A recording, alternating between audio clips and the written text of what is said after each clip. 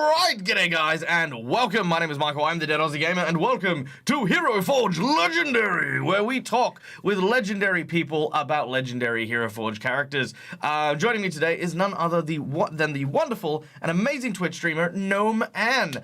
If you haven't checked out GnomeAnne's channel, I'm going to put a link in the chat now, but to tell you about what they do in the D&D Twitchy space, Gnome, tell us about yourself. Why, thank you so much for that welcome and introduction. My name is GnomeAnne, and I'm a D&D streamer. Over on my channel, I do a lot of homebrewing. Specifically, I do map making and lore, as well as I have a certain propensity for incredibly blurst creations, terrible monsters that should never see the light of day, but I love them so. I also run campaigns, mini campaigns. One is called Be Gay, Do Crime, in which a rotating cast of queer streamers are sent on various missions by the Alphabet Mafia to further the gay agenda through illegal means. The other is Randomly Generated Adventure, where I literally generate the entire adventure live on stream. All the player characters, plot hook, villains, twists, monsters, everything is generated live when we run the one shot on the spot. It's very silly. Amazing. A friend of ours, Phoenix Iwaki, does D&D roulette, which is a very similar concept. I need to you if you've never been on that side, the player side of the table for that, I definitely need to hook you up with Phoenix, because oh my god, like I would love that. I had a character that was so terrible he was just a turnip farmer. Like I was a barbarian 1, artificer 3, and my strength was not like 8, and my intelligence was 8, and I was like, oh yeah, guess I'll die. Like so mine like has I made the generator for like the narrative elements, and then I used like D&D Beyond to generate the character like sheets. Mm-hmm. So you get like, you are a curious warforged from a village on the back of a Trask who is all they ever wanted was a best friend, and like that's your character prompt, and then from there we like generate your sheet, Nice. But the sheet does not take into account your class when it rolls the stats, so yeah, you get some real rough ones. Oh yeah, and since we've got Odd Bandicoot in the chat, also hi Odd Bandicoot, I'll also let you know that the turnip farmer that I played was actually the brother of Quincy's character from Quincy's Tavern, and Quincy's character was also complete and hot garbage. So we were a pair of like turnip farmers who were just like frightened by everything. Like even the other players, we were just like, we're not supposed to be here. I think you've made a mistake. I died of a heart attack. My character just died. Like he literally just like we were running away from something, and I cast a spell, and I frightened myself to death. It was a whole thing. Honestly, what a mood, though. Yeah, it was. Yeah, no, go on. Sorry, in our D&D party, we've been doing like these quizzes to be like, if you were a D&D character, like what would your class be? And like it's cute. You get to think about it. But like, let's be honest, I'd be a peasant. I'd probably be the NPC that's like murdered in the opening act. Like, let's be honest. Oh yeah, I feel like if I were a D&D class, it would either be as a bard, like storyteller, all that sort of stuff, mm-hmm. or it would be as a cleric because of guilt trips. I think that's my special power, is I can like be like, I can definitely lay guilt trips on thick, bless you, my son. Yeah. Have you called your mother recently? Actually, it's really funny. One of my friends, who never contacts. Oh, I'm sorry. He does. Okay, I'm not gonna lie. They do contact me once in a while, but for every 8 messages I send them, I'll get 1 back. And there'll be actually a certain point where, unfortunately for this individual, I know his mum, so I'll actually call. It's one of the funniest professional relationships I have. It's like being able to call my friend's Mima and be like, Mima, He's not answering my emails, and then immediately I'll have an email later. It's very funny. It's very Are cute. you sure you're not Italian? Because like you would fit in great. You know what? You know what? It's funny you say that because I find that there are so many similarities between Southeast Asians and Italians. Now, I'm Australian, but I'm a migrant Australian, so my family comes from Singapore and Malaysia. And Okay. they moved to Australia when I was like 1 year old and decided, hey, do you want to be Australian or do you want to be like Asian? And I was like, Aussie, please. And so, 35 years, I've been like kind of this way. And my sisters are, both born here. But when we go visit our parents, they're still very Asian. And I've told this to my Italian friends as well. Let me get this right. You've got your nonna who brings food even if you tell her not to. It's Mhm. always so much food that there is literally no way that you could take any of it home, but you must. Oh, but And you have to, otherwise dead. yeah. And when you eat, even if you say that you're full, regardless of it, Mm. you not only have to eat everything that your nonna puts on your plate, but your aunties as well. Because your And aunties if you look also. away from your It's. plate will have more on it, and you have to eat that as well. Yep. Or you are offending not only your family, but your ancestors. Oh, I yeah. don't know how. Mm-hmm. I don't know how they got brought into this, but they are. Absolutely, yeah, 100%, and all the best cooking is done not inside the house, but in a kitchen out the back. Ooh, so that would be bisnonna. So my family, I'm first gen. So most of my family is in Italy, but I have like my grandparents and parents are here. Mm. But the extended family is all in Italy, so they're back there all the time. And they But have like the true like you want to know the crazy very thing? yes. What I just described to you was a Southeast Asian family.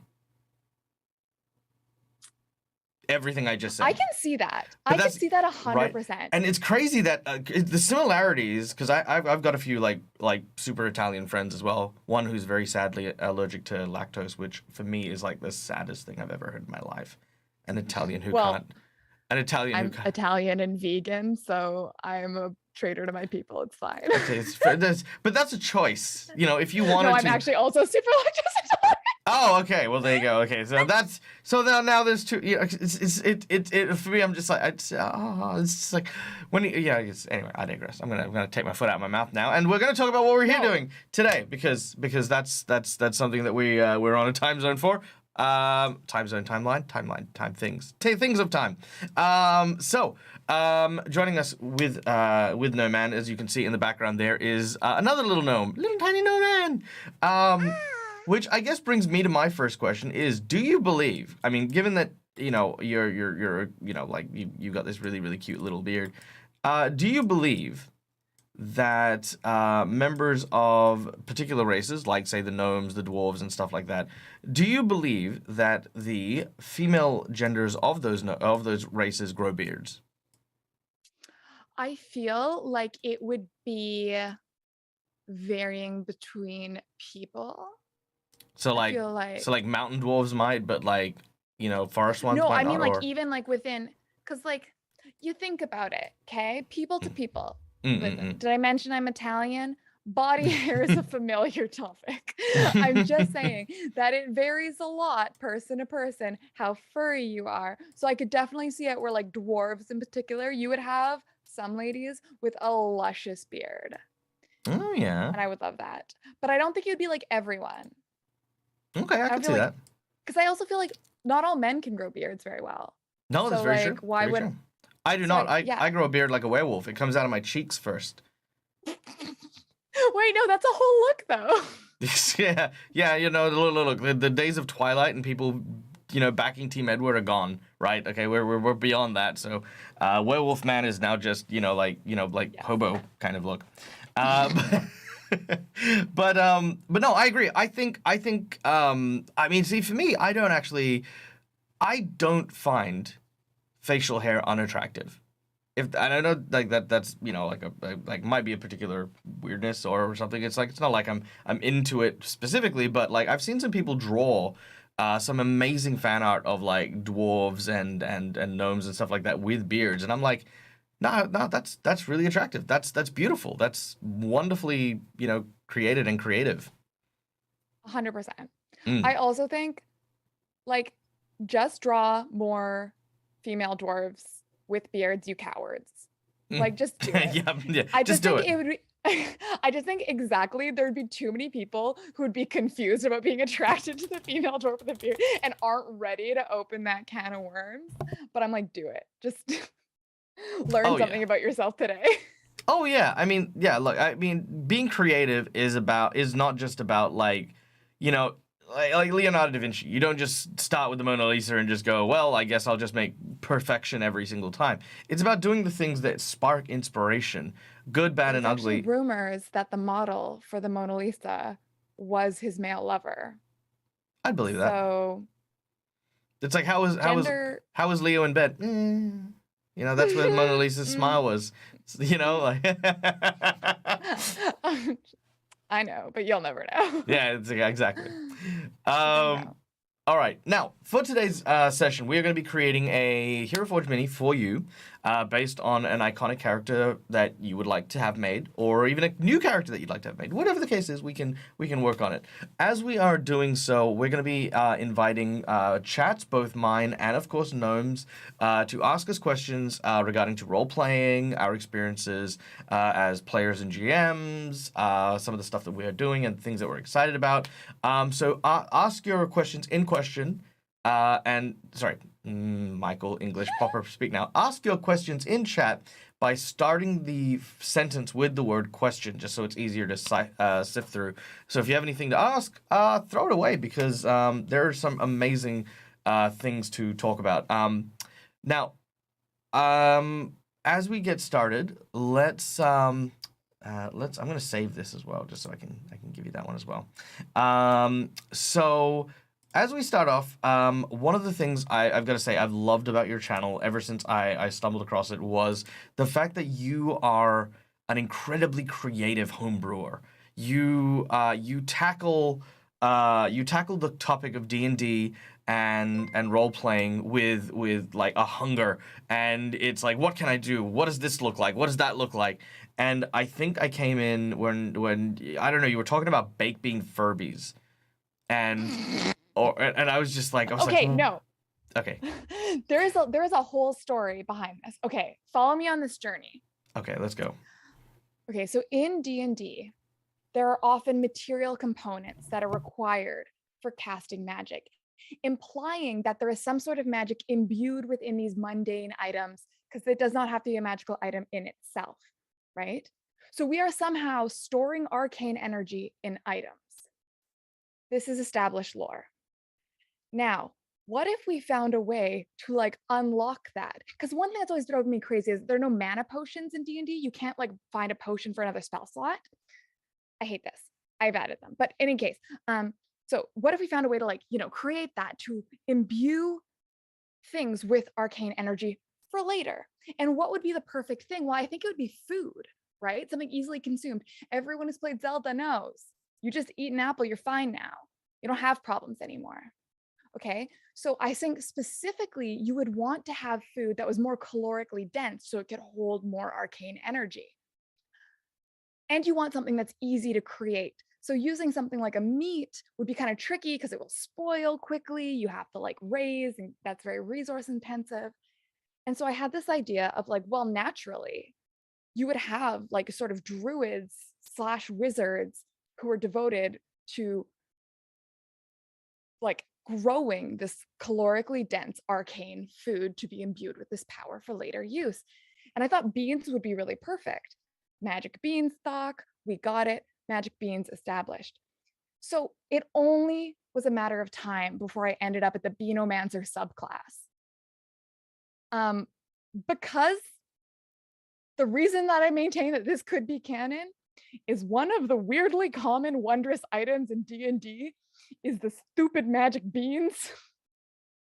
And how did you fit so much wild magic in these tiny little beans, huh? If there is not an entire class of artificer devoted to bean magic. I rest my case. Therefore, bean Furbies should be real. There you have it. There you have it. If anyone wishes to protest that or come up with a rebuttal, please feel free to leave that in chat. I, for one, subscribe to the Great Bean Furby. Thank And you. I mean, look, I mean, as a lot of the followers on my chat know, I also agree. I think potions are boring. I think just putting random viscous liquid in your mouth is like, meh, that's crap. So I actually, in my homebrew world, I created the concept of consumption magic, where anything you ingest is a type of, can be imbued with a type of magic based on the ingredients that you use. So if you like made a strawberry milkshake, that's fine, it's a strawberry milkshake. But if you then mix it with, like, say, whipped cream from a enchanted cow and berries that are grown on the back of a literal bear, what you can actually create is a health potion that sleeps. So you drink the health potion when you're in town, and that's fine. And then once you get hit, it wakes the potion up and heals you reactively for nothing, right? I love that. So there's like so many elements of like that creative element of like, hey, that's so much more interesting than just here's red potion. Hey, Dag. Yeah. Why does a potion of raw milk give you advantage on perception checks? I feel like I know the answer, but please tell me why. Because nothing gets past your eyes. Well done. Oh, nice. Amazing. There's gonna be plenty of times for awful dad D&D jokes. There should be a way to like D&D dad jokes. Yeah, that should be like a thing. Someone should make that a thing. Yeah. Someone make D&D dad jokes a thing. Yeah, I mean, I got yeah. There are tons of them floating about.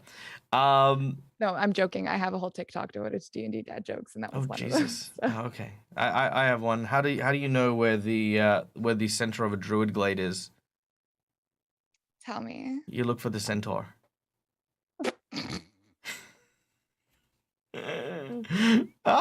Sorry. That was awful. Okay. Why can you always spot the horse people at a party? Why can you always spot the horse people at a party? Because they need to be the centaur of attention. Watch everyone leave chat. Ban. Yep, that's it. Just everyone say, so 5 or 6 people have unsubscribed. Yep, wicked. Hey, Crag, son of Horus, welcome in, buddy. For those of you who don't know, Crag is a good friend of mine who does a lot of very, very cool Mario Kart streams. Crag is also one of the best looking people I know. Like, I'm just going to say this outrightly. I met Crag in person at Gen Con, and Crag is like a freaking... Like, he looks like if Matt Mercer and Travis Wilham had, like, this incredibly sexy baby, and it was, like, 10 foot fucking tall, like, just in this, like, head hitting the freaking ceiling, And you know what was really funny is, I was at Gen Con, met him, it was amazing, very attractive, yeah. And then, you wait for it, I was walking in the streets after a party, and I found him, and he's gonna laugh about this, I found him in the streets, just sitting there eating beignets, like just chilling out. And he's just like, that's so valid. Though. It was so funny. It was just such a switch. It was just like this Adonis walking around, and now he's just eating donuts. No, that's how I feel about like my bestie Elephane, who I stream with a lot, because like she's literally the best looking human I've ever met in real life. Where it's like, sometimes you'll meet people, you're like, no, that's not right. How are you photoshopped? You're in front of me. It's bullshit. No one's symmetrical. Why don't you have pores? What is wrong with you? Yes, 100%. Thank you, Myth, for gifting a sub to Crag. We love Crag. Crag is amazing. Crag, like, look, if I really wish I lived in the States so I could actually, hang out with people like that. But yes, anyway. So yes, go check out Crag. Now, we are going to be talking about your character. So tell us about what Heroforge model we're going to be making for you today. We're going to be making Hemlock. So Hemlock is my character in the Out of the Abyss campaign I'm playing on Scarlet64's channel. As a forever DM, this is the first time I've gotten to play a campaign since I basically got introduced to D&D, played my first campaign, and then never got to play again until now. Oh, savage. So this is like my second campaign that I've ever gotten to play in. So Hemlock is a fairy, but she has the features of like a Luna moth as opposed to a butterfly because she is a night fairy. So they have moth-like features. She has antenna and insectile legs. She is a poisoner by trade and feat, and definitely does murder people sometimes. She is a circle of spores druid and collects mushrooms specifically because they grow on dead stuff, and that's cool. Okay. Okay. And just because I really like talking about mushrooms. Do you want to see her? I have her antenna. Here is her wig. And there's the headset I wear for her. Because I have no chill, I did make her a custom headphones that match the wig and have her antenna attached. No, that is so extra. Yeah, I know. Well, you say that, but then also, hey, in my chat, could someone type hemlockification, please? They'll get a moment. They'll be it. But basically, because there were elements. Oh, I also learned basic corsetry because I wanted to make her armor. Ah, there we go. And I couldn't get certain elements of her cosplay to work. So I built an AR lens. So Oh, that's so cool. That's super rad. yeah. Damn it, Tiger.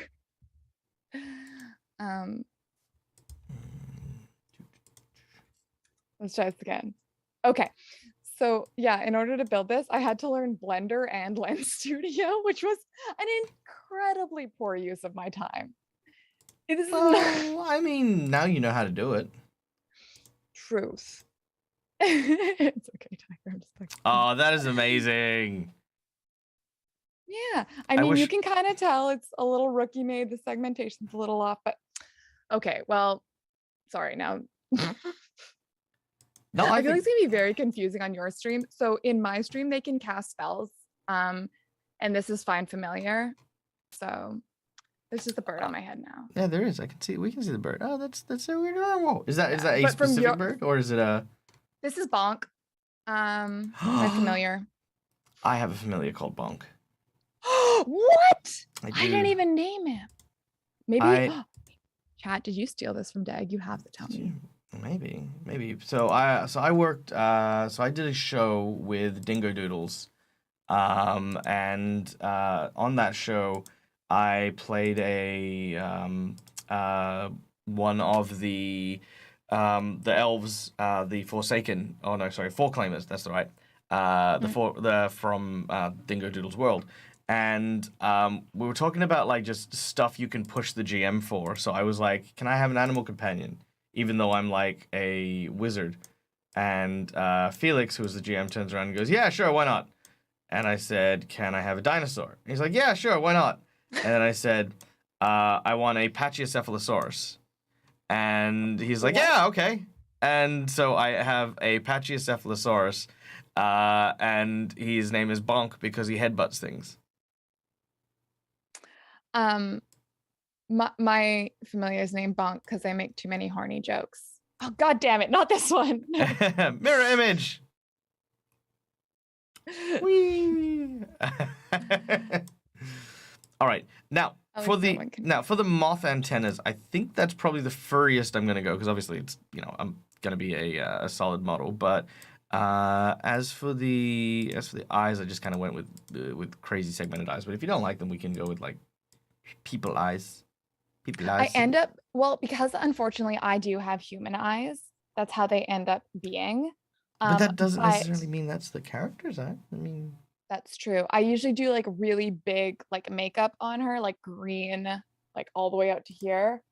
I can do that. I can do that. So, well, one of the oh god. Okay. Sorry. I bring the insect energy. Well, what I can do here is we could add in. So we can actually add makeup in Heroforge and actually create that that kind of like wider. Yes. Well, and I always do like these really dramatic like I like it's like moth like I do that. Anyway. Okay.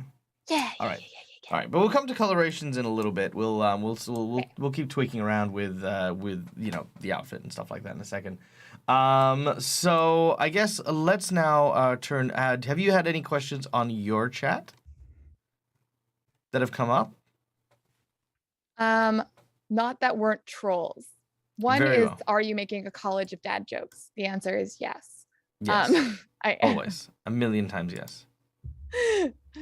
But no, Chad has not asked any questions. Very well. Well, chat, if you would like to ask your own questions of either Gnome or myself, remember that the time is ticking.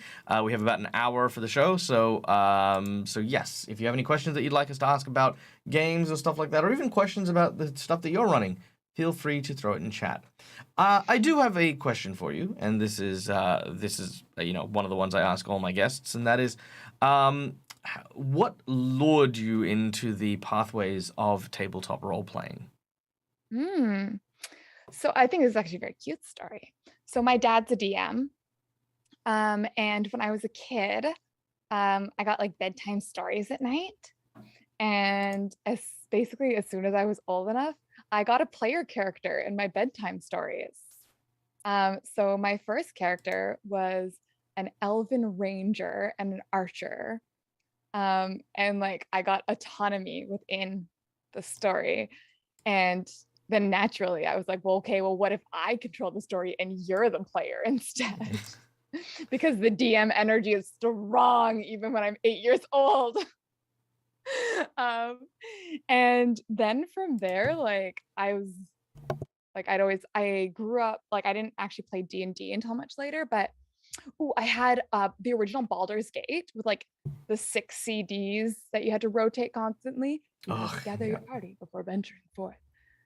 Okay. Sorry, I get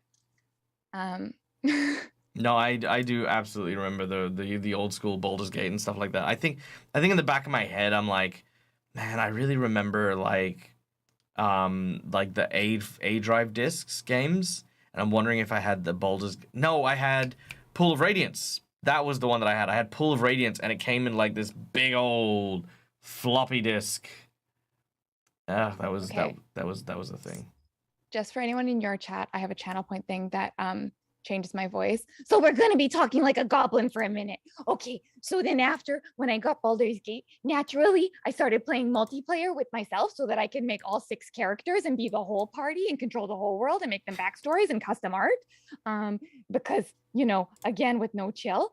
And then once I heard out that I didn't know that people still play D&D because my dad said that they stopped in the 80s because Satan. um, but then I went to a local game shop and I tried to play D&D, but they were very mean to me, so I left. And then years later, I found a group of friends who were playing D&D, and then I started playing with them, and it was sick as hell, and I never stopped. That's cool. I mean, it's always great when you can find like your forever home, like for like your D&D stuff.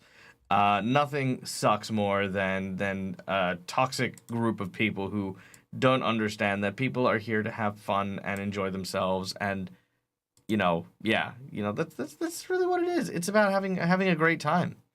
D Tigertron. I love Tigertron. Tigertron's amazing. Am I streaming any D&D campaigns?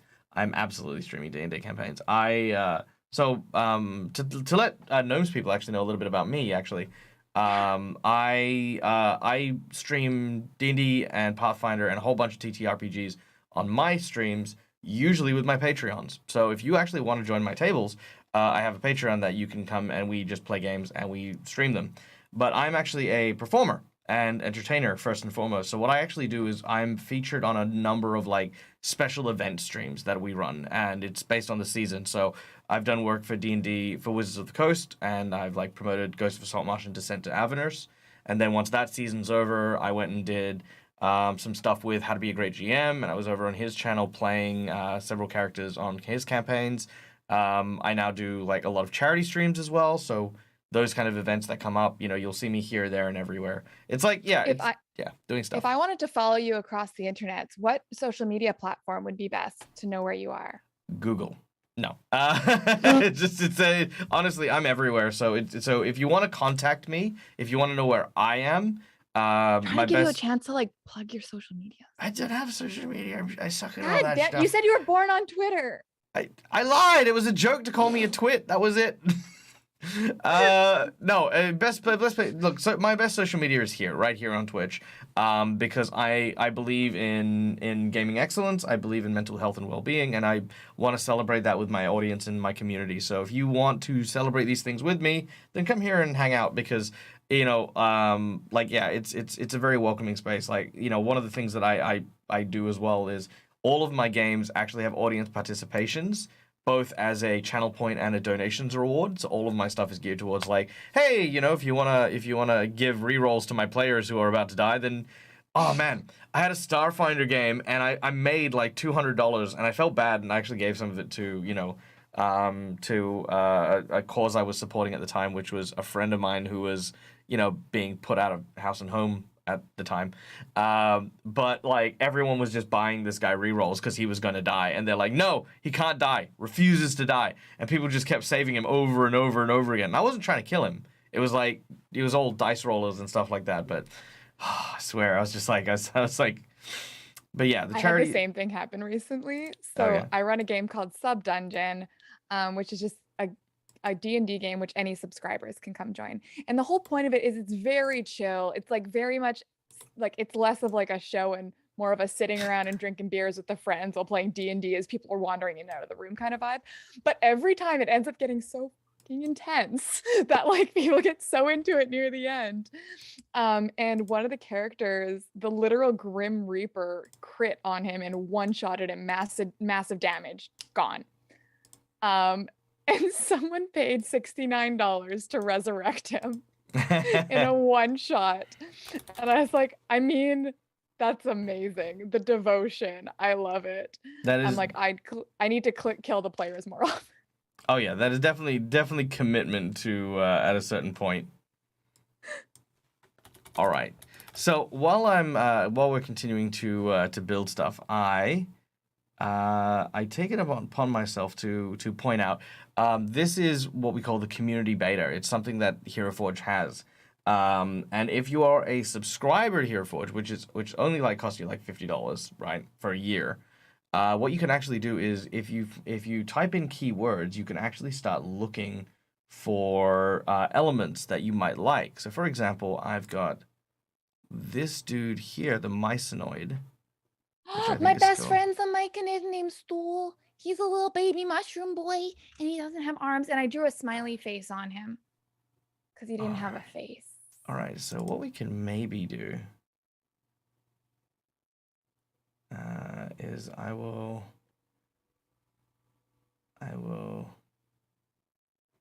take off this dude's arms. Oh, goodbye, arms. You were so strong, but now you. Oh no! Now he looks like a little gremlin. And then I will. Oh, this is about as short as he gets. Mine is literally closer to one of the mushrooms on the ground. Stool is but a baby. All right, and then what we can do is we can. There he is. And then let's get rid of these tails real quick. And then we'll save that because what we can do here is we can go to your character, which is coming together okay. But then what we can do is we can actually add stool.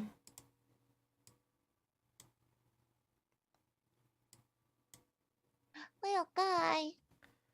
He's just a little guy. Yeah, we can add stool here.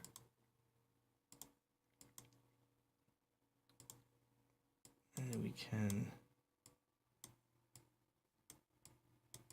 Whoops. We can move him around. I mean, what do you think? Toadstool or no toadstool? I broke things. Hold on. Oh, you broke things. Oh no. I was trying to get my fireball to work, but it wasn't working, and I don't know why. So it Kaboom. goes.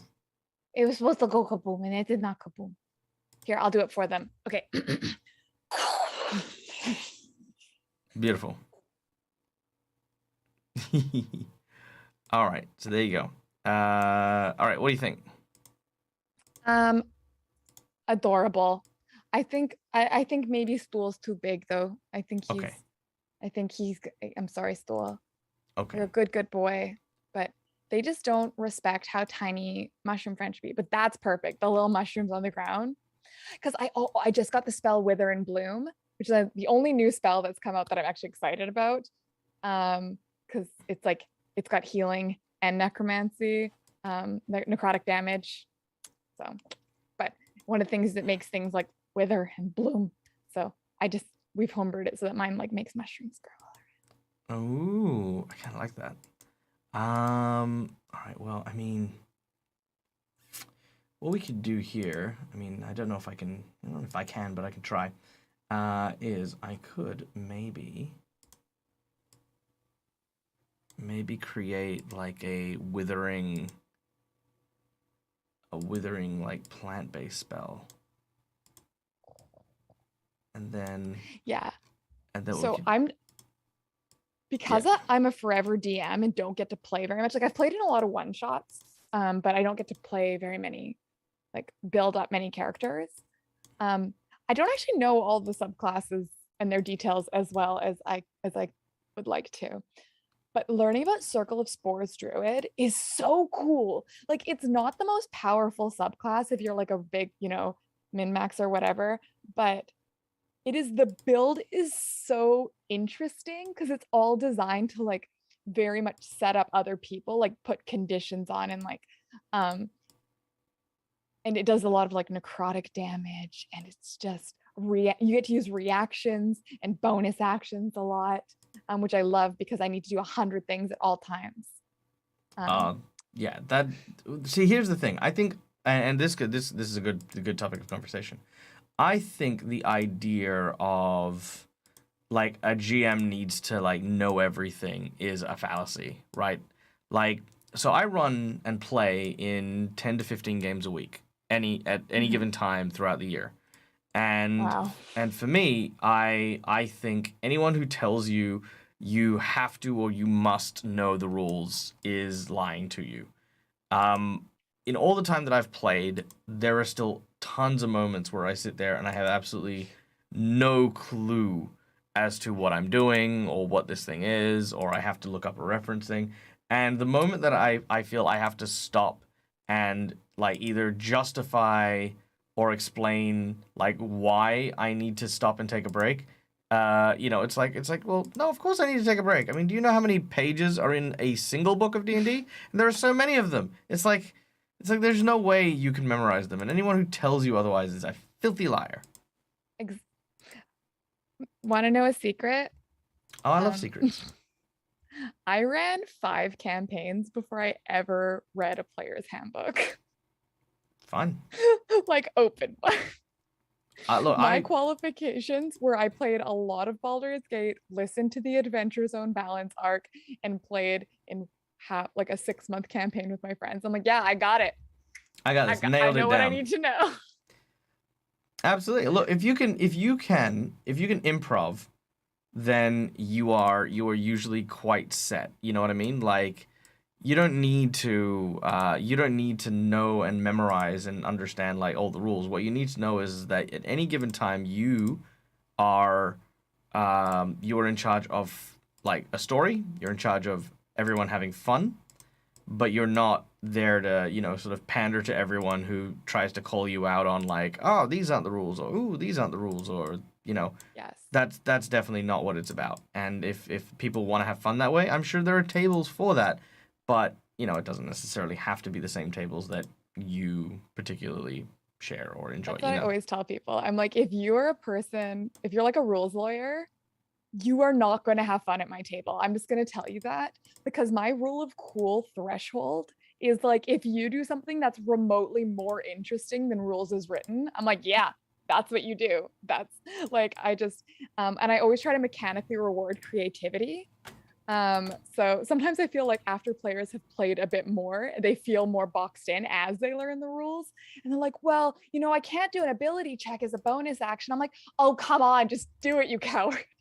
Like, you can. It's like, well, can I use this spell if I use this spell? I'm like, yeah, if it's cool enough, do it. If Do it it. makes Get it sense done. narratively. And I very much like before I started playing before I started like writing campaigns, I used to write novels, Hmm. just like as a hobby. And I think like I just brought that exact same energy over where I'm like, my favorite moments as a DM are when my players surprise me. That's when I'm playing the game as well. If I have prepared a story and I'm guiding you through this story, I am a storyteller, which is great. Love telling stories. But once you bamboozle me and I'm now improving, now I'm playing a game and I just love that. So yeah, I always encourage people like do something buck wild and I'll sort it out. I'll figure it out. Whatever you can think of, I can roll with. Oh yeah, and I tell people like all the time, like, you know, if you are if you're running into a GM that is stumped by something you've done, right? Then, you know, like that's where the GM draws their line. Some people's lines are a lot further and some people's lines are a lot shorter, and you've just got to kind of respect that. But, you know, like the rules aren't a hard and fast like this is how you play. It's no, these are the guidelines to take you on this Well, journey.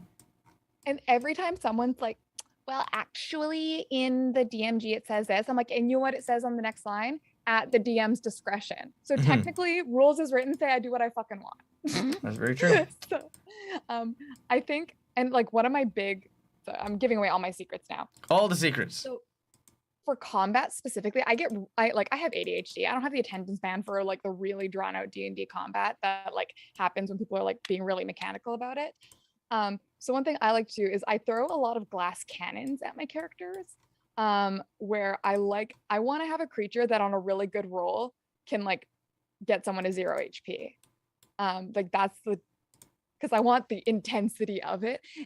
But I am willing to accept like I always have a narrative solution to every combat situation in my head already before the combat starts. Mm. You don't have to find that one, but if you can find another one, you can get out of this without actually having to get the, bad guy to 0 hit points. You can deter them. You can convince them they would rather do something else. Like you can scare them enough that they'll run away. So it's only when people get really locked into like this is what D&D combat, it's this bucket of hit points versus this bucket of hit points. I'm like, oh, you're gonna die. You're gonna die for sure. But if you say, I'm gonna use my slippers of spider climb to run up the ceiling and so they can't see me and because they have a blind spot up there and then just like drop kick them from the sky. I'm like, yeah, add the fall damage to your damage of the attack because why the heck not? Because it's cool and I like it. You get advantage for great tactical positioning. That's freaking amazing. I love being that kind of creative and like having that ability to like, you know, like flow around with the rules and you know, it's what I like to call cinematic combat. And that's so much more interesting than I kick your shin, you kick my shin. I kick your shin, you kick my shin. I kick your shin. It's yeah, man, like yeah. No, I love that. It's definitely such a strong vibe. Yeah, well, I Um used oh go on. Go, so go. Yep. okay, sorry. That's fine. Can I talk about combat more though? We can talk about combat. I was about to say just because Reckon which by the way hi Reckon and hi Nix Reckon says if you play Pathfinder you can get away with that. D&D is a little bit harder for that. Yes, like the thing is Pathfinder you know is because we do talk about Pathfinder a lot because I quite enjoy Pathfinder. Is that Pathfinder has a ton of rules and it tends to attract people who do lean heavily upon rules in order to, you know, like enjoy the game and stuff like that. And there's nothing wrong with that either.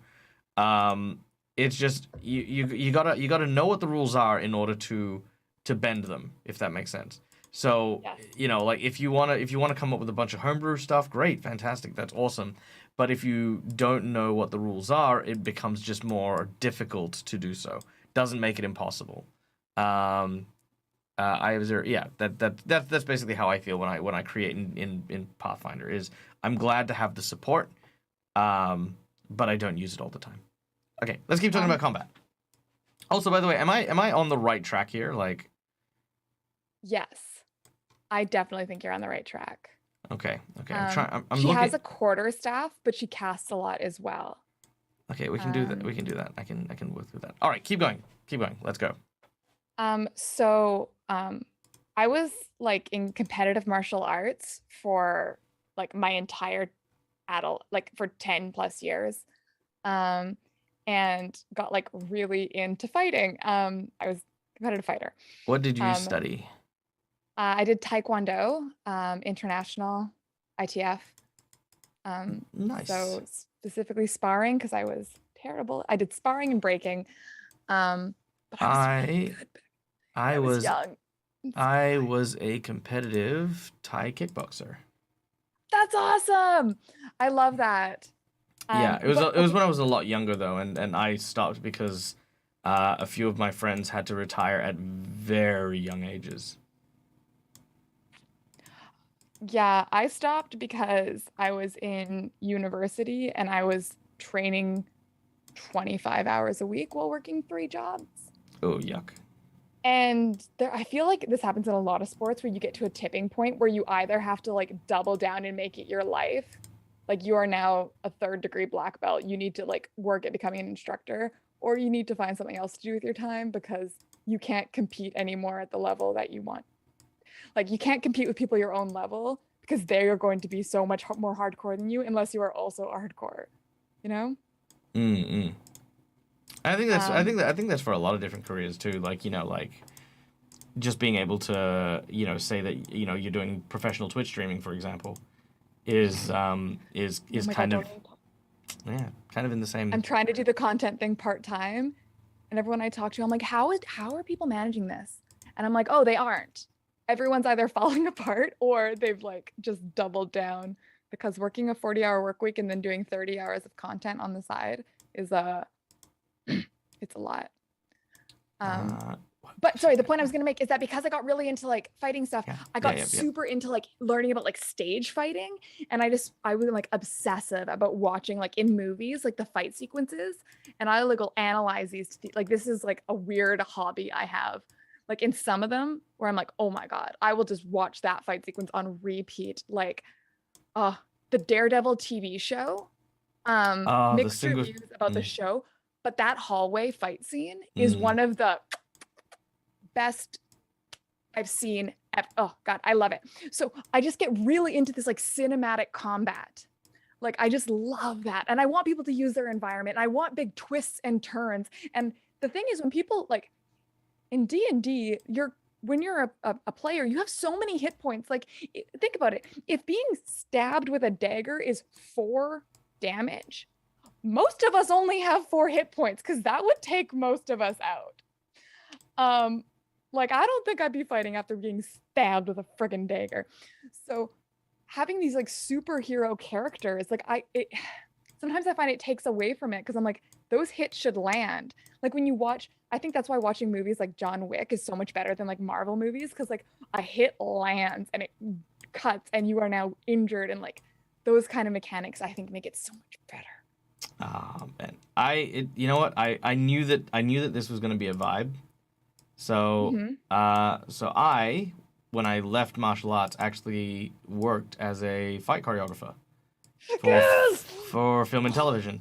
And that was again what attracted me to cinematic fight scenes and stuff like that. So I too also hate how in a lot of RPGs and D&D and stuff like that, it's just like, here is my bracket of hit points, because I'm like, well, you're not really communicating pain in any like way, shape, or form. Like, the fact that I've hit you with like a bugbear that's landed a crit and nothing happened, it's like it's such a bummer when you're just like, yeah, okay, I'm gonna take my turn now. It's like, come on, dude, like, get into it, like. And so what I ended up doing was I started describing effectively glancing blows up to a point, right? Like, So for me, hit points aren't necessarily vitality anymore, but more like your stamina. So if I hit you with a wyvern and the teeth would come down to bite at you and I deal this amount of damage, that damage isn't necessarily your blood and your guts falling out on the floor. What it is it's like you're basically, your arms and stuff are straining against and struggling against the attack. And then as you've pushed away, you've started getting more exhausted. Once you get to about 10 hit points, that's when, you know, like you're bruised, you're bloodied, you're battered, and then the damage is becoming that kind of, yeah, okay, you're on the precipice of death, you know, here. Yeah. Oh my God, I love that.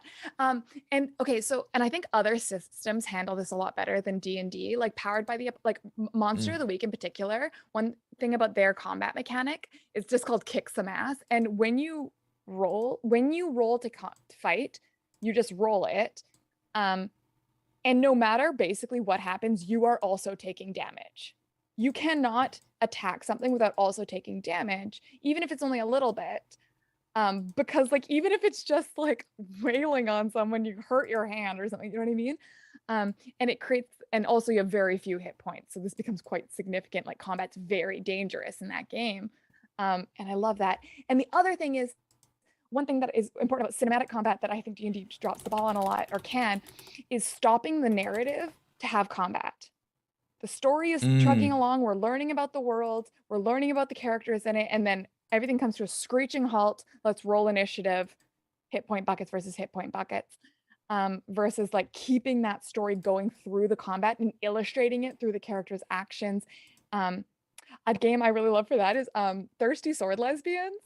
Okay, beyond the meminess of it, it has a really great mechanic for combat where you can learn about who you're fighting, steal stuff from them, like move them around and things all through your combat. And I'm actually kind of homebrewing a lot of that into stealing it and putting it into D&D. Well, look, if martial arts doesn't teach you anything else, it's everything is for stealing, right? You steal techniques, you steal moves, you steal strategies, you take whatever you want. Same thing with D&D. You take all the different things that you see, like, you know, when people talk about, like, you know, like the pro GM thing, like Matt Mercer and stuff like that, it's like, yes, steal the techniques that Matt Mercer uses, but make them your own, you know, like adapt them to your style and use them.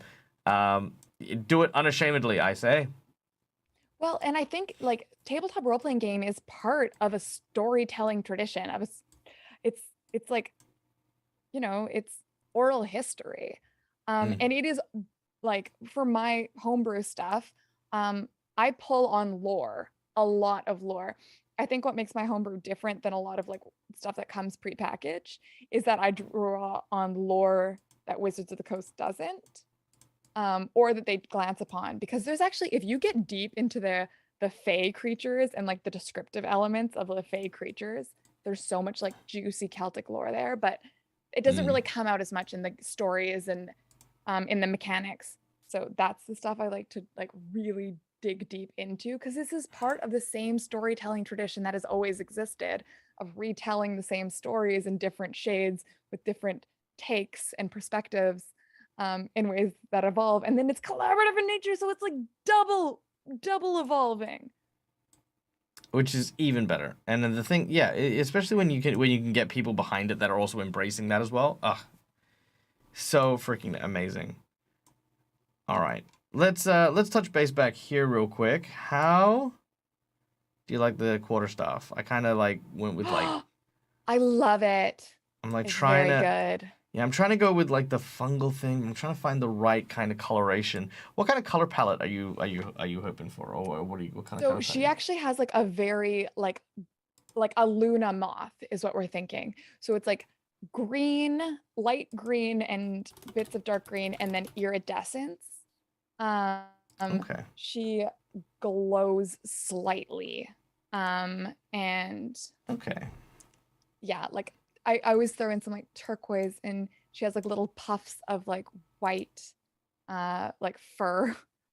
Um, but then also she like dresses in like a lot of like that's kind of what her, you know, features look like, but then her clothing and the things around her have a much more of like a necrotic fungal energy, which can be either, I think in my mind, they either lean psychedelic or deathly, depending on her mood. That's rad. I like that. Okay, so I think. Okay, I think these kind of lean a little bit more towards the. I think these lean. Sorry, I just see that there was a question Yeah, throw questions. um that Blink said in chat that is McBluff's, and it says, I believe you said you draw your characters. Do you feel like drawing characters helps you connect to them more, or maybe connect better to how you interpret your characters as a whole? I do not draw my characters. I did when I was a youngin, but not so much very now because I get frustrated at my lack of skill. And I'm the kind of person where if I'm not good at something, I will go find something else to do that I am good at. But I tend to write about my characters. So I will write like a short story or like a background thing that has nothing to do with the actual narrative of the campaign, just to like flesh out that character and get an idea of how they would behave in various situations. I always like to think as like an exercise when people are like, especially with new players, when they're not really sure about who their character is. One of the questions like, your character is in line at the bank and there's only one teller and it's going really slow. And then someone cuts them off. How does your character react? I feel like that situation tells you a lot about a person. It's like a great like litmus test for a base personality. And so I like to, think of situations in which my characters might exist. I wish I could draw though. Scarlet draws the characters and they're beautiful. Oh, Scarlet is amazing. Lots of talented stuff there. And if you haven't checked it out, by the way, Into the Abyss over on Scarlet's channel is where you can also find Gnome playing this character. And yeah, it's a great hang. Like such wonderful and creative content creators as well, who are telling just this freaking amazing story. And like I mean everyone in chat on my chat knows I'm deep into horror vibes. I definitely love me a good like kind of spooky underdark kind of tale. And yeah, last week was like so good, absolutely freaking amazing. That was a good one. I like that one too. Okay. I have a question here. Yes. How do you in character limit PvP interactions? Go-to example is the toxic rogue that wants to steal from the party because it's what my character would do. I would not handle that situation in character. I would handle that situation out of character. Because for me, that's not actually a game issue. That's a person at the table who doesn't read the room issue.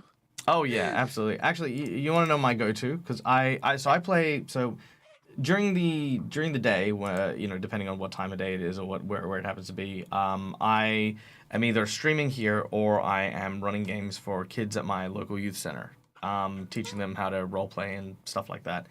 And I've always got that kid who comes in who thinks that they understand how D&D works and tell me that I'm going to again just be an absolute knob jockey, which is a new word we're teaching them, about how I'm going to play and what I'm going to do. And I always tell them this. I'm like, the players are here to be on this adventure. They're here as members of the team, doing cool and amazing things, yada, yada, yada. The GM is the person who handles and controls, commands, whatever you want to say it, the elements of encounters that are the obstacles and the challenges that the party has to face on their journey. At any point in time, your character becomes an obstacle to that journey. You hand over your character sheet to me. It is retired, it is mine, and it is an NPC now. Very quickly, people rethink about what they want to do. It's like, no, if it's what your character would do, which is the biggest freaking load of crap I always hear, it's what my character would do. It's like, cool, if that's what your character would do, then hand it over to me, because that is what your character would do. We'll play it out. We'll run this. This will happen. But it'll happen the way I want it to happen, which is... That's a good point. Yeah. I like that framing. Be like, I'm the villain, so if you're going to be the villain, that's mine now. Yeah, 100%. So, The other thing is I actually did have my big campaign that I ran for 2 years on stream, kind of ended up in PvP. Oh, tell us about that. I'm very. I mean, tell us what the game was like. Tell us what led to it. I'm always very, very keen on what happens because were you streaming it? Yes. Even better. Yes. Tell us the tale. Weave us this story. This was before I was a streamer. This was on Ellie's channel. Basically, Ellie played too much World of Warcraft, and I was trying to convince her that D&D is better because I was playing WoW with her, and I was like, why will they not let me cut this net? She's like, because that's not a thing you can do. I'm like, of course I can. I have a dagger. Anyway, I cannot be limited. My power is infinite. You cannot stop me. So she said the only way she would play D&D with me because she's so busy is if I came on stream, and that's how I started streaming. And so the game was called Quests and Queers, and it was very lighthearted. I don't know what the rating of the. I know you said this is an M, so maybe I won't get into the details. Well, yeah. We'll, I mean, look, it's a soft M, so we can go to certain places, but you know, like yeah. Okay, I won't get too detailed, but I will say that it was a very flirty, silly kind of game. One of the main characters was a Medusa devoted to the party goddess named Thoughtarella. And her only goal was to like turn up, and that was like her gathering worshippers. She was a bard. Anyway, so that was the vibe of the game. And two of the characters, there was a 3-person party for most of the game, and 2 of them were hooking up the whole time, and the other one was Cat Like Meow. Her character, she played this like kind of awkward, confused, panicked little creature with these like 2 femme fatales, and that was the party dynamic, which is hilarious. But anyway, she ends up meeting Captain, who was this basically, here's the thing. I made the mistake of giving a non-player character this voice, and then that just ruined everything. Because once you give a non-player character this voice, they will kill each other. So they ended up like kind of getting together, but Captain was very protective of this, being like, hey, have you noticed your friends bully you constantly? And got very protective. And then so the friends like conspired to like, they didn't like her, and it all escalated to the point where they like killed her, or tried to kill her. And then Cat's character was like, well, fuck you guys. No, I kill you now. And that's how it ended up. This was actually fine by me because this was a slow burn character development arc that happened alongside like the prophecy playing out. And they would reconcile and then fight, but it was never a way that stopped the story, or it always added to the story and added tension. And I loved that. And at any point, like I talked with my players out of character to be like, or like just checking in, because sometimes when characters are fighting characters, you need to know if that's characters or players fighting players. Yeah, because absolutely might not be. It might like it. Yeah, it's very important to always make sure that you check in and make sure that the players are not. I'll say the characters aren't just reflecting player animosity. Otherwise, yeah, that's a whole other. That's a whole thing, and that's not, in this case, that wasn't what this was. This was a natural development, and it was what the characters would do as they'd establish, even though they had a strong friendship as a base. And it felt very much like, you know, a story unraveling. It makes me think of like, you know, in Lord of the Rings, when people turn on Frodo or whatever, it's like, this is part of the story. This is not derailing. This is not someone stealing the spotlight because they need to have their moment as an edgelord rogue. This is part of it. So yeah, I love that. I love that story arc. And how did that make you feel as a GM? Like, were you happy with the results? Were you kind of like, oh, I kind of wish this happened, or I kind of wish we did this? With that campaign, I mean, that was my first time DMing on stream, which I will say to anyone who's interested in, you know, starting a stream or podcast or anything like that, it's a separate skill set to DMing in person, because you're speaking to your players and to an audience as well. Hello, whoever you're waving to. So Garamon the Grouch. We love Garamon. I think Garamon's here. Hi, Garamon. Okay. So I was still developing that skill set. In hindsight, now I would do a lot of things differently that would make that thing run better. But I was really happy with how it turned out. They completely, because this, okay, as a new DM too, I over prepped. I over prepped that campaign, and I had very chaotic players who just went and completely just rolled right over. Like, there's the plot. They literally were like, we're going this way every single time. And I'd like move the village. I'm like, okay, well, now the village is there. And they're like, yeah, well, we're not going there anymore. We're going here. Now we're on a boat. It's like, God damn it. I think now I'm a better, if I would try now, if I really wanted them to go somewhere, I could do it in a way that wasn't railroady. But overall, I was very happy with that campaign. I freaking loved it. It was a great story in the end. I think it's the story that came out of it was better than the story I had written. And that's always the goal, right? Oh yeah, absolutely. And the thing is that's how it works. You know, you kind of get to that point where you're like, where you take the concepts and ideas that you have, and the influence of the players being a part of that story is what makes it better, because they're now able to take your ideas and add elements to it that you may not have considered. I mean, if you don't take what the players have into account, you may as well be, you know, like just writing a novel versus like running a game of D&D. Yeah, and I think there's different degrees of that. Like there are players who will add their own take and flair, you know, and occasional steering. There are also players who will make you do a complete genre switch. And that's what I had walked into unknowingly. Oh Now yeah. I know that. Now I know that that's something you cover in session 0 is genre. But we live and we learn. We get better. We I'm do. like, We okay, do. we're Oh, not telling an epic fantasy story. We're telling a rom-com. And that's cool. That's great. That's amazing. So oh no, absolutely. And I tell this to people all the time. And that is that you've always got that you know, like a consent check is not something that's just done session 0 and then never looked at again. It is a constant. It is something that you need to, as a GM, always be checking in and being like, hey, is everyone still good with what's going on? Is everyone still happy? Is everyone still having a good time? And likewise, you kind of need to get to that point where you're like, you know, just making sure that you check in. Same thing with the genre. Is like, hey, you know, look, this kind of took a bit of a turn.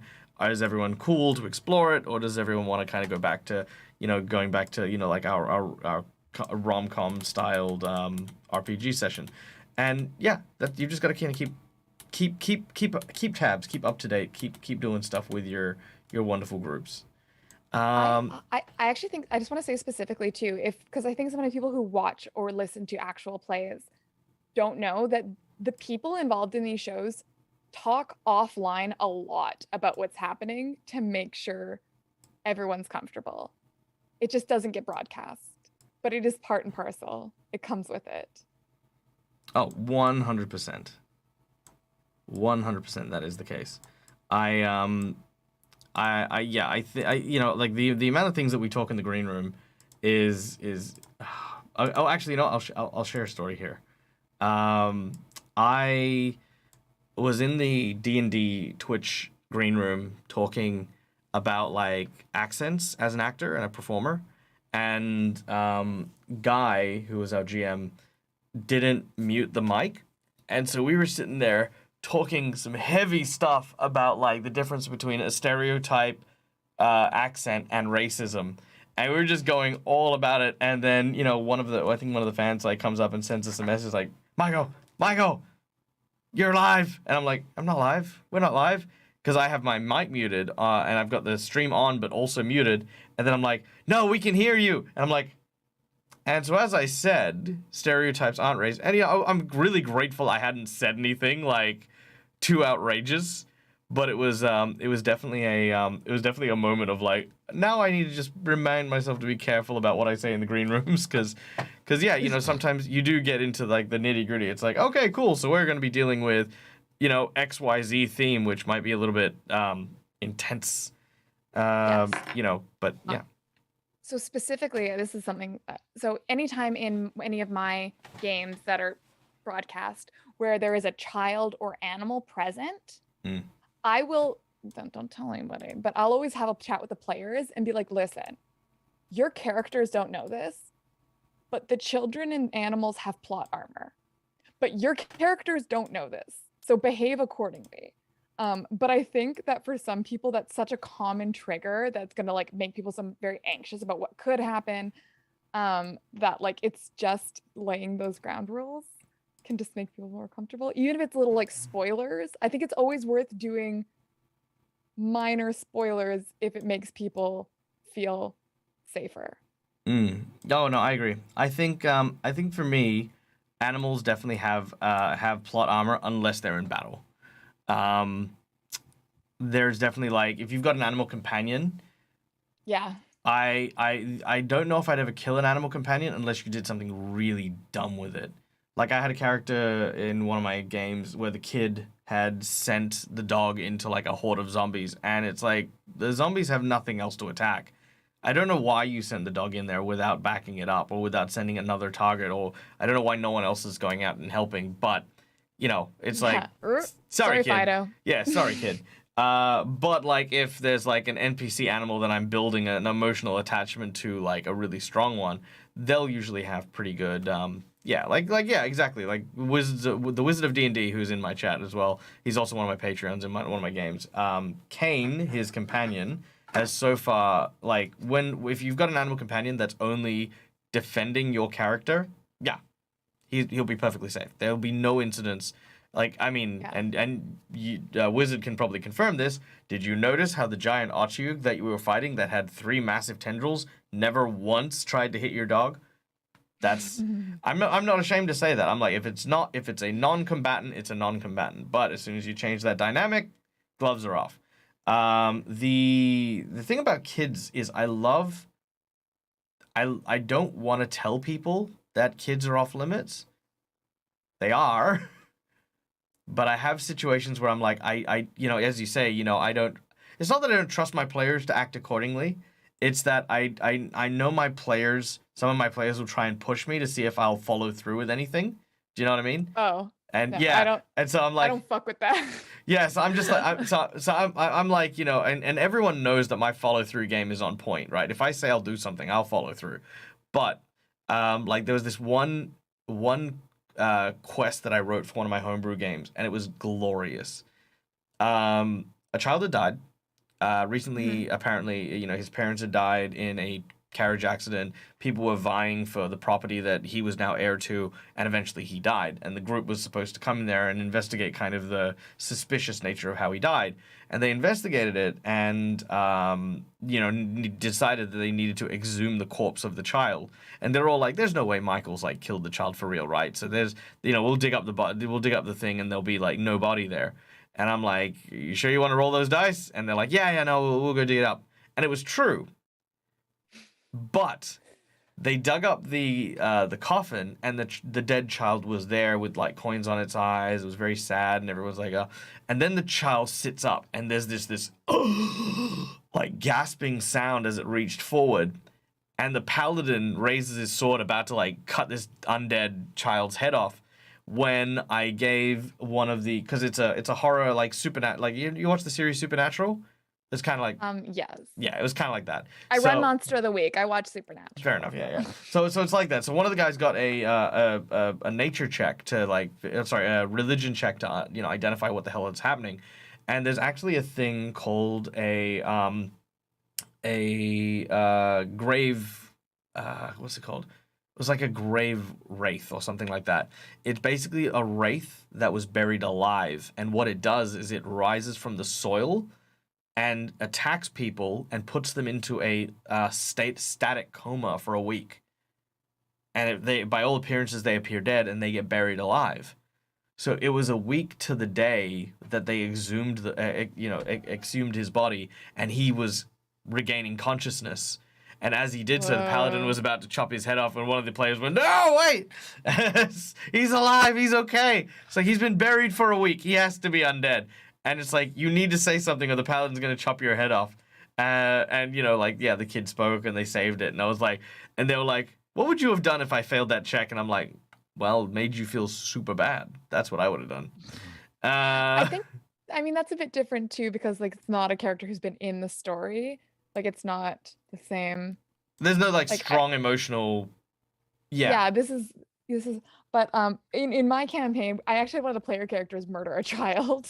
Um, but that was powerful Daniel got murdered because he was annoying. That's mostly why. But I like he was when that player character died, he was the ferryman waiting to like bring her to the afterlife. Because like I'm like, I won't let you like actually hurt these creatures. Same thing, we had a puppy, but it was like a Pokemon. So when the puppy died, it just came back because it's a Pokemon. It's fine. Like, so I'll do stuff like that. But at the That's cute. time, I did not for that, I did not tell like because it was my first big DMing things. I didn't tell my players in advance that this kind of thing would be happening. Mm. And I wish I would have because I was like, I don't want to make someone feel like terrible about killing a puppy. And be like, no, it's not. It's fine. It's fine. Like, yeah, I mean, maybe we should interrogate how Pokemon just normalizes animal fighting, but like here we are, and is this the place? It's fine. The puppy's fine. It was a Puppy's blink fine. puppy. A blink It was a puppy. blink Oh, puppy. I love blink puppies. Oh, okay. I got a question here from Odd Bandicoot. Any character Mm. tips for newbies? Are there character types that are the best, or does that not matter so much? I think my biggest tip is play someone that you will enjoy playing. And I know that sounds really obvious, but like I know a lot of people tend to fall into the tropes of the genre. They're like, I'm gonna be an Aragorn, you know?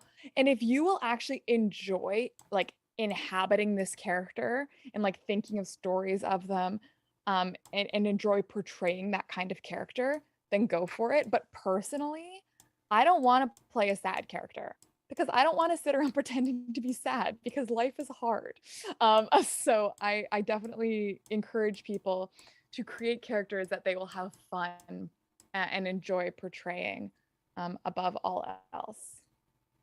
No, I agree. I think so. There are character archetypes, right? And I think you need to. I don't think you actually need to choose your character archetype. No.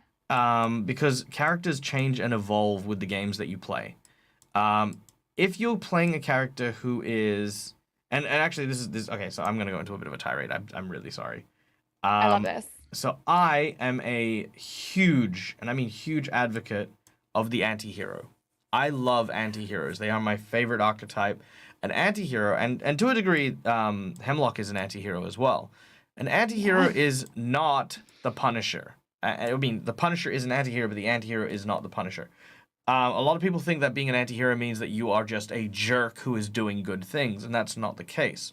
An anti-hero is defined as someone who is a hero that does not display the attributes of what you would consider to be a standard hero.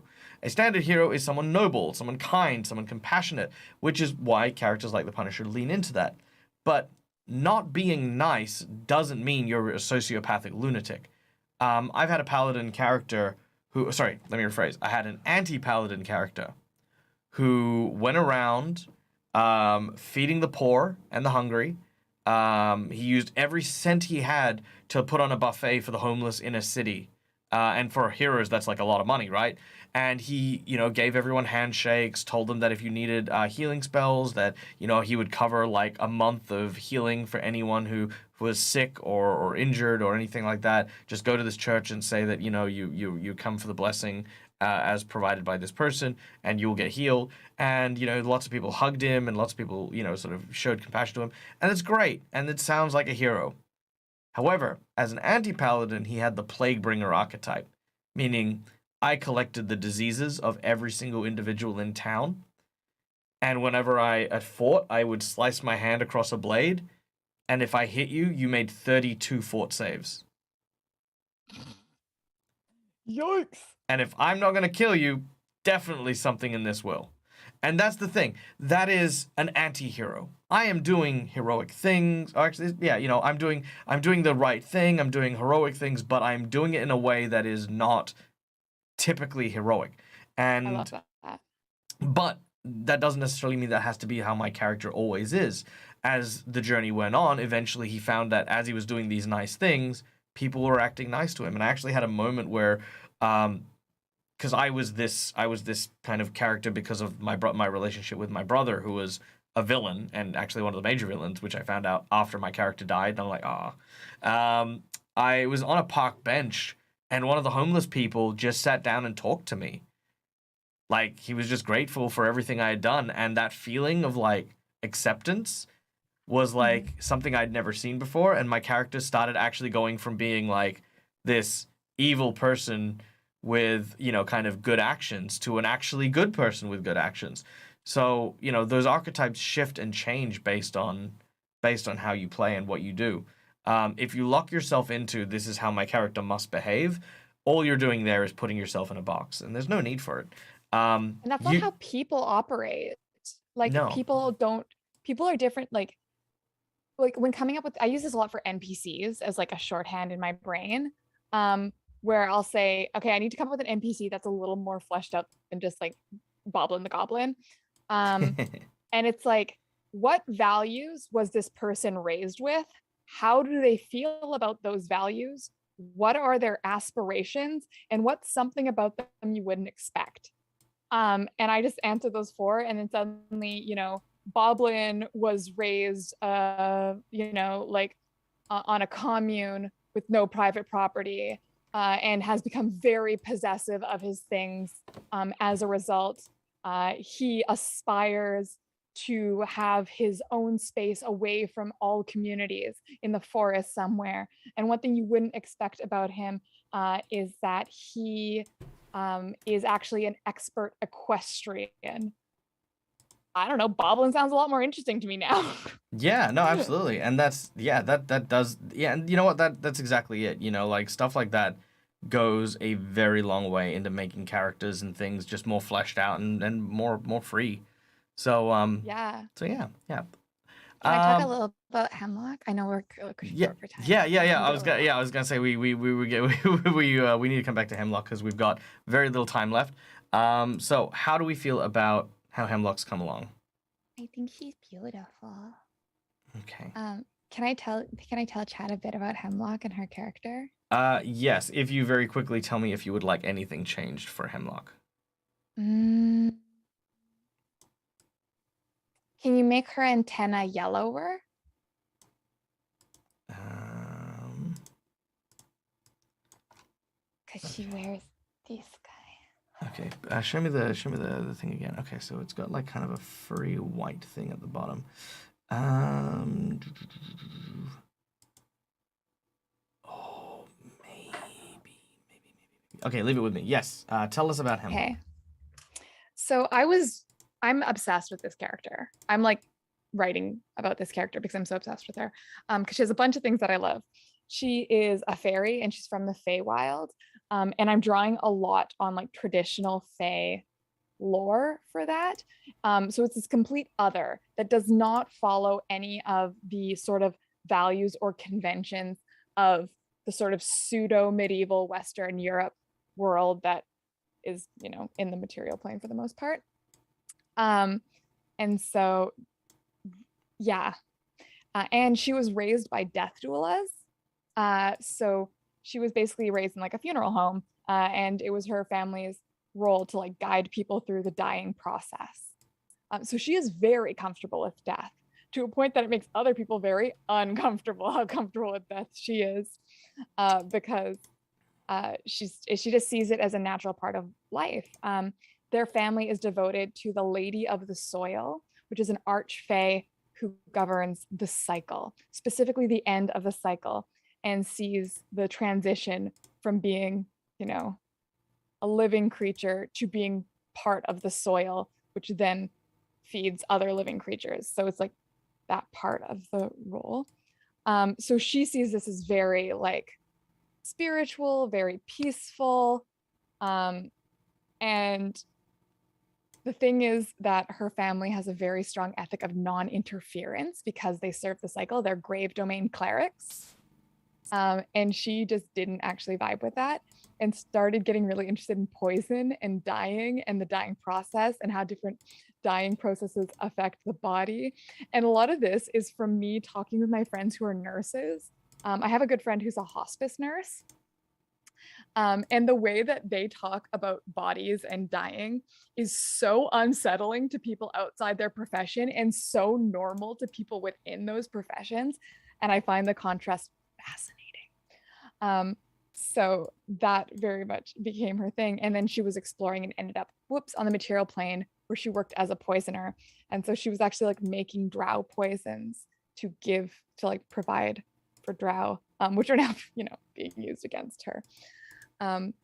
But yeah, she does insane amounts of damage, and she will, like, her morals are so different than the party's, that she is definitely like, we had a chat out of character of like, who are you most suspicious of in the party? And everyone said Hemlock.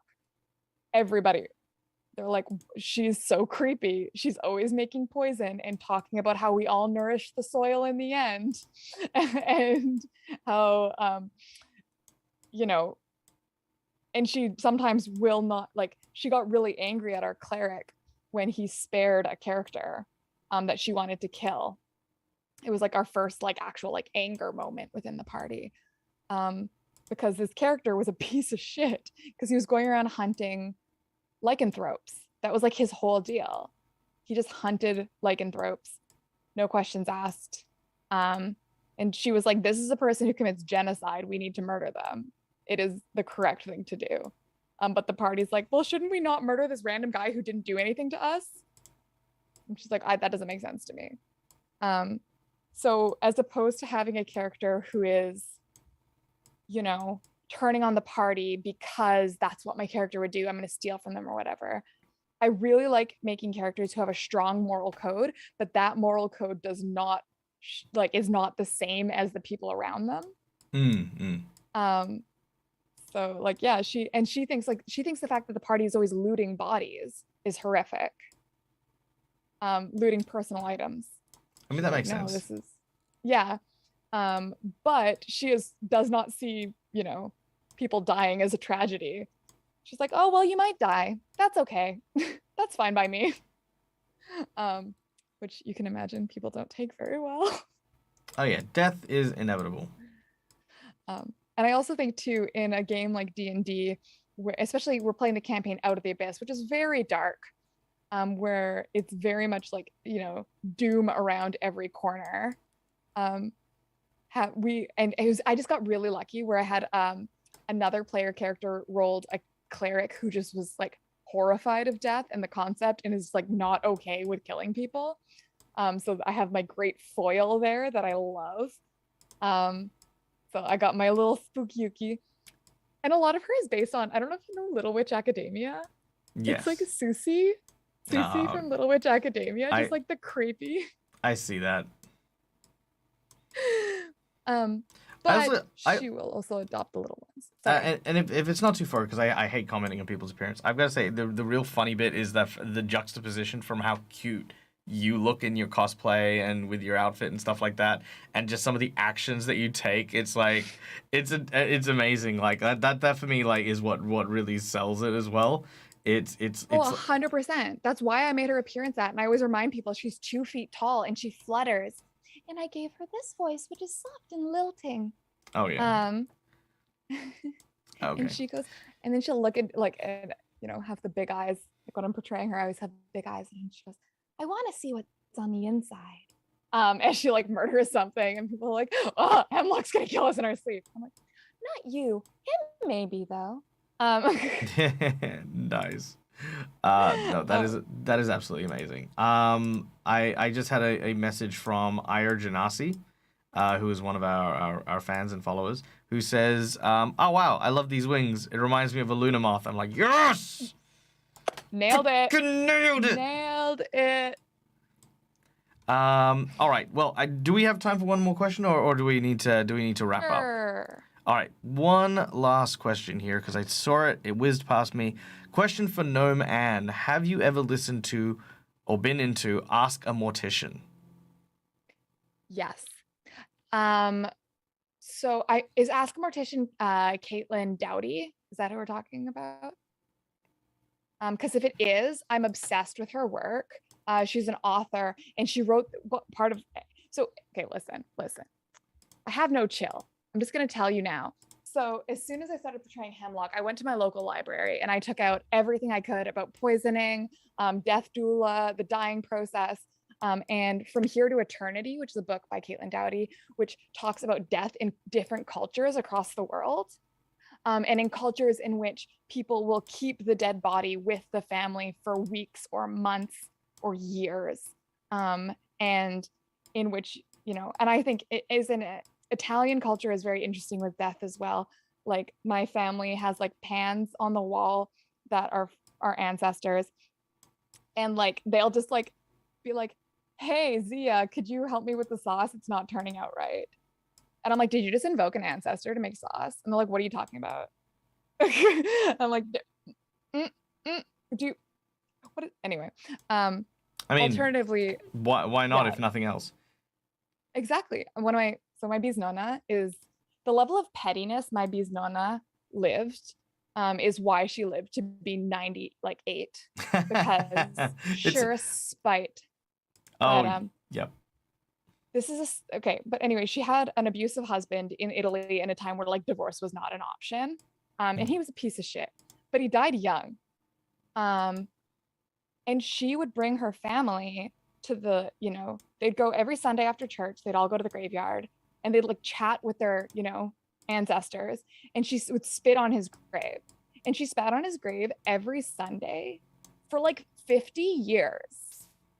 And like the level of pettiness, and the like a mixture of reverence for the dead, and but also like super casual of like, I'll chat with you or tell you to fuck off. I just love that shit. Because and I feel like, and I don't know if Australia is different, but in North American culture, like it's very taboo. You can't, like, nobody talks about dead Mm. people. Like it's like you cannot speak ill of the dead. You can't like there's so many cultural norms. But anyway, I that think book. Australia kind of leans on that as well, like with because I mean Australia is obviously a very Western continent, and I don't think anyone's put off by it. Like if you start talking about death, it's like, yeah, okay, Aussies are pretty chill. I think the question is like how like I don't think anyone's weirded out by the concept of death. I think it's kind of like one of those out of sight, out of mind things. Yeah, Mm. I can totally see that. But anyway, I highly recommend the book From Here to Eternity. It talks about like backyard cremation and different. I learned about oh God, it's so cool. And this actually came up on stream. This came up on stream when we were talking about cremation, because they were like, "Oh, we cremated the bodies," and I was like, "Cool, I collect the remains. Like, there's ash. It's just ash." I'm like, "No, it isn't. Let me tell you about how cremation works. It's not just ash."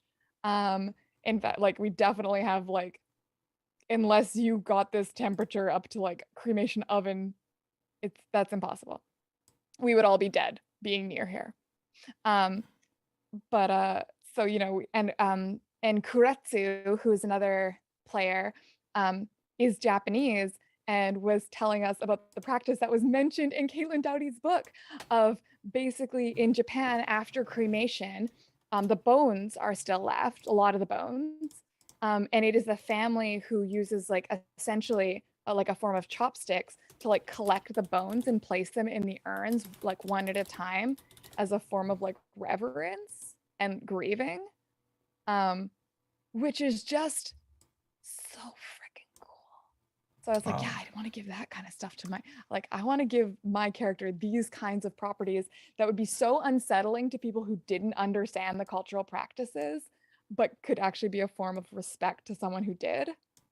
Um, Sorry, absolutely. I I'm get not. really excited talking about No, death. no, but look, what is D&D if not an element for us to be able to express these passions and these feelings that we have that we are excited about? Because it's not like and the thing is, a lot of people think that it's like kind of morbid to have that fascination with death and stuff like that, but it really is fascinating to look at like the different ways that people treat the dead, because one of the earliest ideas behind the concept of civilization was how we treat our dead.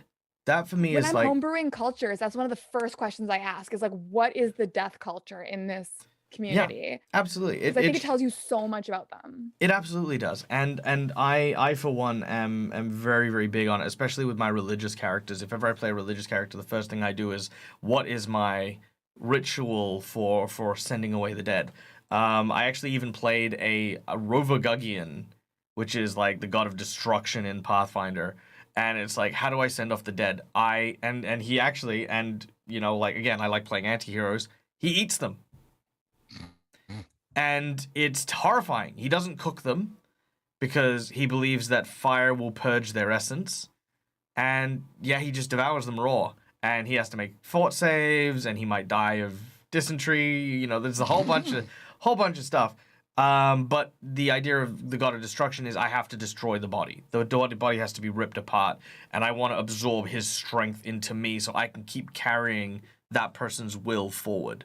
Okay, because that's like it is for them. It's like reverence for them that this Yeah, practice is not for. but Okay, Yeah, but meanwhile, everyone's looking at me like, holy crap. I love that shit. He's just flipped off the deep end. It's like, you know, and you just like, you know, and yeah, it's cool. Well, It's and stuff like that's that's cool. like, bringing back to anti-heroes, like stuff like that. Like in our party, like, everyone's the most suspicious of Hemlock and like thinks Hemlock is dishonest, and people will often like have said that. They're like, what is she up to? So I've actually made it canonical that fairies can't lie. Hemlock Mm. cannot lie. And if she says like I am going to, which is why she very rarely speaks in the future tense, because we haven't just I haven't like gotten whether it's a social norm or like a magical limitation. Um, but yeah, and but yeah, no, it's like a thing. Everyone thinks she's lying all the time. Like she literally can't, but she is very careful with her language because that's how Fae deals Oh, work. absolutely. Yeah, never eat food from a fae, never make deals with a fae. That's the golden rules. People don't listen. And Uh if you ever encounter a fairy and they say something to you, you spend a minute figuring out all the different possible interpretations of that sentence before you agree. Oh yeah, absolutely. All right. So I get this brings us to our time. We've gone a little bit over time from where we were going to leave off, but final checks, top to bottom, for our lovely rendition of Hemlock. She's beautiful. I've added in a little bit of a lighting effect as well. So for those of you who are following in chat, if you do want to, lighting is not appropriate for everything. But if you want to, adding a little layer of underlighting, which as you can see here, I've used kind of like, I don't know if you can see it properly, but I've used this like kind of turquoisey green for the underlayer. So where the white mushrooms kind of hit that turquoise, it just illuminates it enough so that it gives definition to the shadowings and gives the impression of kind of like a darker, danker place. Which then also means that up the top here, where I've put in the green vibrant light that's just kind of at the top, makes the wings really pop. And that's kind of another important thing. Is especially if you're using a lot of muted colors as well, emphasizing it with the lighting is a great technique for getting those to pop. That way we've still got a lot of the browns, we've got a lot of the dark colors. I've even put like dirt on the actual pant legs. So there's actually, you know, she's been walking in the mud and the kind of soil, which is very important to the character. You know, I've also added in mushroom spores on the staff, so there's a few different multicolored spore patterns that are just like, you know, as she's been, you know, moving through the spores and stuff. I would cover the body with more spores, but I think it takes away from the drabness if I just add colored explosions all over them. So I wanted to give that a little bit, but not take away from the overarching look. And lastly, we got with the moth makeup. Now, here's the thing. Oh, sorry, one thing. She does have yellow eyes. Oh, yellow eyes? Yeah, I can do that. Yep, easy. That's why we do the last checks. Now, here's Yeah. another catch. I would leave it as this green. However, I know that Heroforge will likely pale that out, and you won't be able to see it. So the question I have for you is, how clear do you want those green eyes to be? Do you want them really to be seen and pop out? Yeah, make them pop. Okay, in which case, using that kind of metallic green, that should now pop out a lot more, and we should be able to see that pretty clear. I love that. As for the yellow eyes, we can definitely go with these ones here. Now, I made the irises a little bigger because I thought that they captured like that whole like whimsy element. So I made them kind of like that. Yes, So I love just it. a little bit bigger. And then, again, another pro tip. If you really want your eyes to pop in the Heroforge Mini, add a little glow to it. Because when they print it out, obviously there's going to be muted colors. But if they're glowing, then the colors really just stand out a lot more. When I make this filter, I added a glow to the eyes because I wanted the same thing. Because otherwise it tries to like blend and look natural. I'm like, why would I want that? I'm a death fairy. All right, there you go. And that, ladies and gentlemen, I think brings us to the end of today's stream. There was one question which we always have to ask, which is, of course, do you like Dracoliches? I like Dracoliches. And if you do so, because this is Phantom. Phantom is our little channel pet. Phantom loves people and he loves pats. Would you like to give Phantom a pat? Phantom. That's a good boy. That's a very good Phantom. Yep. Phantom is very cute. Okay, there we go. All right, so thank you for joining us, Gnome. It has been an absolute delight getting to know you and getting to play alongside you, making this character and finding out more about the amazing worlds that you're creating. Tell us where people can find you and, of course, what projects you might have in the works at present. Well, hi, I'm GnomeAnne. I'm a D&D streamer. It's all D&D all the time, baby, although I do love a lot of other systems. I stream quite a bit. I'm going to be always Sundays. I'm playing D&D. Oh, I should start. Sundays, I'm playing D&D. Mondays, I usually do some sneaky homebrew before I do my advice show with Ellie. Tuesdays, I'm not supposed to stream. Whoops. Wednesdays are my big homebrew days. So tomorrow is when I'm going to be doing like world building. I am also on TikTok, I guess, where I just tell a lot of really bad jokes. But they're D&D themed. So if that's the energy you crave, follow me there. And a lot of things I'm either Anne the gnome if GnomeAnne was taken, because I guess I wasn't the first person to think of that joke. You. I mean, maybe. I presume it's the Lord of the Rings joke. I mean, I think I'm just a punster in general, so I just enjoy it anytime anyone says GnomeAnne in any context. My Discord server is called No Man's Land. We have, Amazing. yes, the Lord of the Rings was definitely an influence, so Okay, I will good. not lie. It's probably the most iconic use. Excellent. I am GnomeAnne. It's like, well, yep, that's fair. It's adorable, and I love it, and I love the little dancing gnome as well. That is an absolute killer. And guys, my name's Michael. I'm the Dead Aussie Gamer. This is my place. This is my face. You can find it here just like all the freaking time. I run Patreon games a lot. I am at GaryCon this weekend, so on GaryCon Live on Twitch, I'll be running The Return to Wilderon, which is a follow-up series to my previous one, Winds of Wilderon, which is an all-anthro-animal Sherwood, Sheriff of Nottingham. Like, if you've ever watched the old Disney Robin Hood, then you're kind of in the right place. So I'll be running a one-shot return to there with a bunch of wonderful Australian actors. That's what I'm up to. And go check that out when that hits. Follow us on Twitter, on Twitch, and all the other stuff, because that's how you get all the information. And if you want to come and ask me questions about D&D and the like, I have a Discord. There it is. It's right there. Look at the Discord name. Yeah, there. Find me. Say hi. So lots of great World Anvil info in that Discord, just saying. Yes. Quality Discord. Oh, thank you so much. You're so kind. You're so kind. And please, somebody clip that and send it to Janet, please. Someone, anyone?